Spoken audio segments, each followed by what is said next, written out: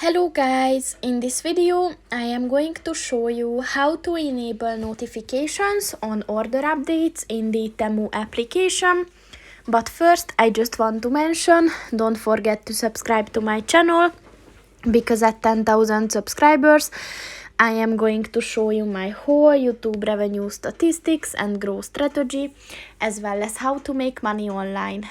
Let's jump into it. First of all, open the application on your phone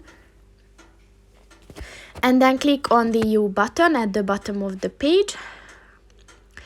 And then if you scroll down a bit, click on the settings button and then click on the notifications button.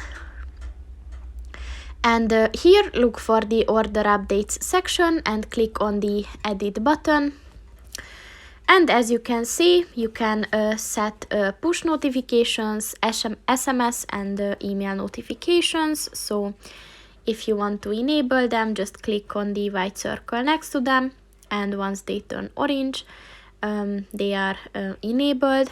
And in order to receive SMS notifications, you need to set your phone number.